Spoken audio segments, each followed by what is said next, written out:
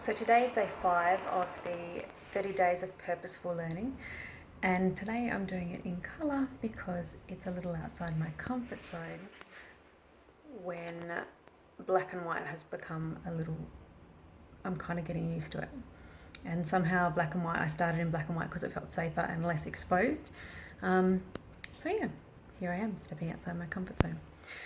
So, which is actually what I've been learning about, and I've watched several YouTube clips and TED Talks and looked at blogs and different things on comfort zones, on the science of comfort zones.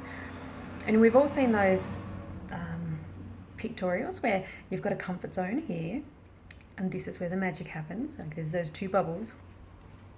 So comfort zone, magic. They're a little bit wrong, because comfort zone, magic. This area here is what they call the area of optimal anxiety, because when you get just a little anxious about doing something, when you do something that's outside your comfort zone and it makes you a little bit, it switches everything on in your brain, it gives you just enough anxiety, just enough adrenaline, just enough excitement to have you work at your peak. So comfort zone, optimal anxiety, magic. That's where we go to freak the fuck out. Okay, so that pictorial is wrong. They should be just bumping up against each other. So anytime you step outside that comfort circle, you are in the right spot there. But don't take a leap, don't jump, because that's not cool. And what happens is, if people step outside their comfort zones and they step too far out their comfort zone, say you're the kind of chick who always is covered head to toe, you have you're very private about your body and your personal sort of thing, cover up your skin, you're not the bikini kind of chick. For that lady, standing on a Victoria's Secret runway in a racy piece of lingerie in front of a whole bunch of people is probably right over here. Yeah? Maybe wearing a V-neck with all the other things being the same, that's just outside the comfort zone. That's okay, do that. Because what happens is, when we do step outside our comfort zone and magic happens, we grow confident to do other things. So I started, this is my comfort zone, doing nothing new, nothing changing, everything being the same. And this was filming in black and white and putting it out there, not expecting anyone to watch it, not even needing you to watch it. But I did it, and now I'm doing colour, which is even more scary. So, but comfort zones, so what I'm saying is that your comfort zone starts here. Eventually, you've stepped outside your comfort zone so many times on so many different things, and you've done it just a little bit, not a lot. So just take a step outside your comfort zone, not a leap. And then your comfort zone, instead of being here, it sort of moves a little and grows. So eventually, you start filming in colour. So we grow by stepping outside our comfort zone. Comfort zones are good. We all need to have somewhere to come back to. We all need a comfort zone. My husband is my comfort zone, my friends and my family. I'm not so much of a stuffed person. I can lay my head anywhere and be home so long as I've got those people with me. And my dog. She's not being very ladylike, is she? But comfort zones can also be a really bad thing. So today I had a gentleman come in, and he comes in often to my work, and he's really nice, but he's always this. You know the kind, just uninspired, unexcited. And I asked him today, normal chit chat, like normal banter that I normally do, but I leant over the counter and I said, "Are you okay? Because you seem really flat."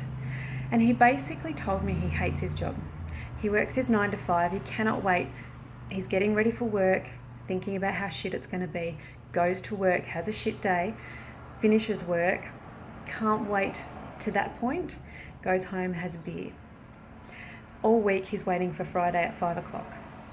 He's spending 3/4 of his life just, it sucks. He hates it. And he's like this. And I don't even know the guy, and I noticed. So that would be affecting all sorts of facets of his life. Everybody would know, because he's got this cloud and this misery about him, and I felt so sad for him. Dude is living here. Comfort zone. It's what gets us stuck in jobs. It's what gets us stuck in relationships. It's because it's shit, but we know what's happening. Everything is safe and normal for us, and it's a good thing, but it can be dangerous too, because we've only got one life. I can say this because I had one, I think, so I'm qualified personally. I can't speak for everyone, but comfort zones can be what keep you in abusive relationships, or under a boss that is just toxic, in a toxic work environment. Comfort zones can be what stop you from changing stuff, because it's just safe. You just know it. It's shit, but it's just the same shit all the time, and you don't have to. There's a fear of stepping outside your comfort zone. But we need to practice that art. So I got out of it. I'm married. I've got a beautiful husband and amazing children, and I'm very lucky, but I stayed because it was what I knew.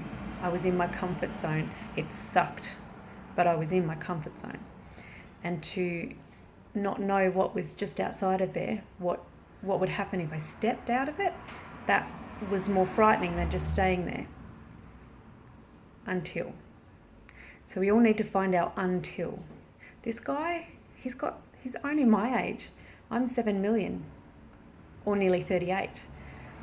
So he's got years and years of working to do. So if, you only get one shot at this. There is no point in our lives, none, not at 20, not at 30, not at 60, not even at 80, that we can't change our direction, especially not in today's, in this day and age.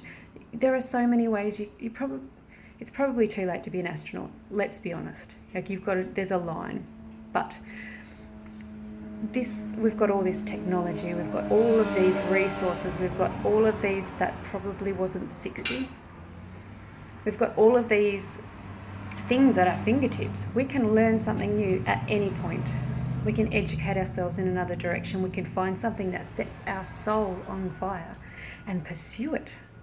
So this comfort zone thing, good thing, husband, kids, family, friends, all the things that feel comfortable and safe. For me, my comfort zone, my job, I love this job. But anything